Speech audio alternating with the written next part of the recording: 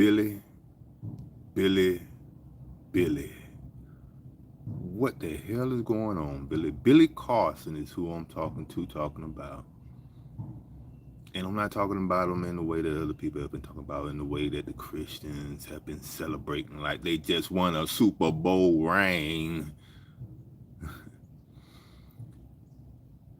I finally watched the debate that everyone's been referring to that went down, that Billy wanted apparently for it to not be released to the public. I've been reading this and reading that, and people have been talking about it, and they've been talking about how Billy got washed in it, how Wes absolutely destroyed Billy. I had always only been seeing like little pieces of it, little edited pieces, like the first couple moments. So I was agreeing for a couple days. Oh man, Wes done damn wash Billy. Then today I took the time to actually watch it, to actually pay attention to it, to actually listen to it. Billy, what are you worried about? Wes didn't wash you. Wes got you on a couple points that's not even relevant to the message that you spread. You never claimed to be a biblical scholar. That's not the arena that you're in, not a biblical scholar. So yeah, Wes, who's a biblical scholar, he got you on a couple points. Even that is debatable because the points that he got you on, that he's making it seem as though it's concrete and well known, those are debatable uh, topics. Even the biblical scholars debate a couple of the things that Wes got you on. You know, that thing concerning the Bible being called you called it the Sinai Bible or something. Yeah, yeah. He got you on that. That's simple. But it's nothing. So you um called the book, the Bible, by the wrong name. Okay, you're not a biblical scholar. You know, uh, that point about Jesus not being crucified, that's something that's debatable even amongst biblical scholars, bro. Even amongst biblical scholars. And it has so little to do with your actual message that it doesn't stop or harm your career of speaking. You may just want to dial your narcissism back a little bit, because I will say you do have a bit of narcissism, but hey, narcissism can make some people great, you know what I mean? But just dial it back and take that lowercase L. That was just a lowercase L, you know, and all the other stuff that Wes brought forth. It's non-consequential. It's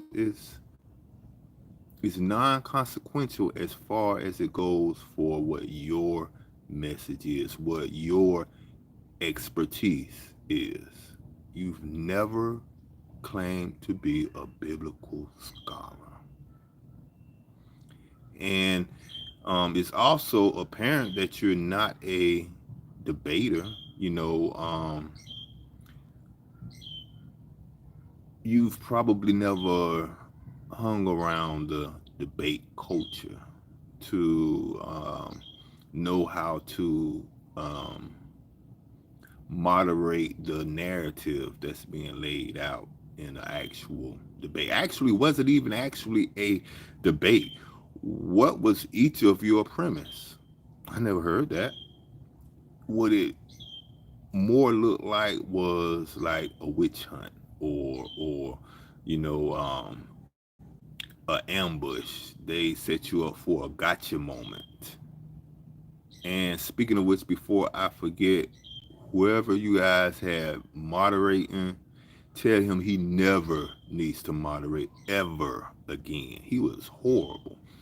He was the most distracting thing about that conversation that you guys had. That's what I would call it. I would call it a conversation. It wasn't even a debate. It was a conversation, because neither of you laid out a premise, and what it looked like, the guy was just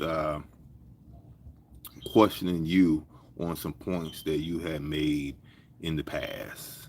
And it was also obvious that you weren't really on your game, and, whatever.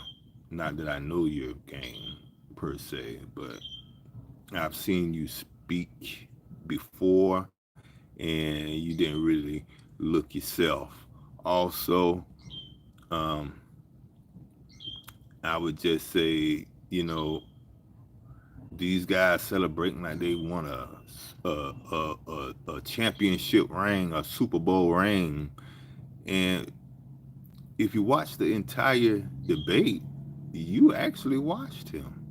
And if you were a debater, you could have pressed him even more. You could have and should have pressed him even more. You know, um, um, you could have kept him in his Bible and made him stand on all that magic and mythology and miracle stuff, and you would have made him look more crazy than he could have ever made you look. Because at least with the subject you actually teach on, there's actual physical evidence, you know. So your actual message, your actual area of expertise, there's far more physical evidence than anything concerning Christianity and the Bible. So what is all these Christians celebrating for?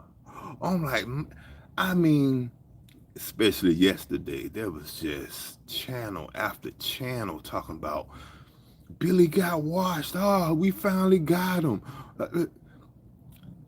And I'm like, I finally took the time and watched it, and I'm like, got him on what? On a couple of minor details, minor, very minor, uh, debatable topics. I must say, you did not help yourself doing that video, what, 2 nights ago? Do you have a manager, Billy? You need a damn manager. You need a manager to have pulled your coattail there, encourage you to just take a couple of breaths, let this blow over, and then, you know, review what actually happened. Because what actually happened in that conversation is you washed him by the end. The information that you brought out towards the end, uh, there's nothing that he could have said to rebut that except the typical Christian apologetics. There's nothing else that he could have said there. So Billy, while you're looking and acting like the damn sky fell, brother, the guy didn't do anything to you. He didn't shake you up. He didn't shake the damn table. No, he didn't. You know. Um, so take this lowercase L and this lowercase W and let it do what it do and come on back strong. Brush this off your damn shoulders and come on back, man. And you can tell him he can damn run it back if he damn want to. And if he damn run it back, the only thing you have to do is make him stay in that damn book or those damn books, those biblical books. Make him stay in it, stand on it, and it's nothing he can do to you because there's no physical evidence that corroborates the biblical narrative. Keep him right there. Keep him right there, and it's nothing that he can do. But yeah, man, I just had to say something about this. But yeah, let me go ahead and close this out. But Billy, yeah, man, don't sweat that, yo.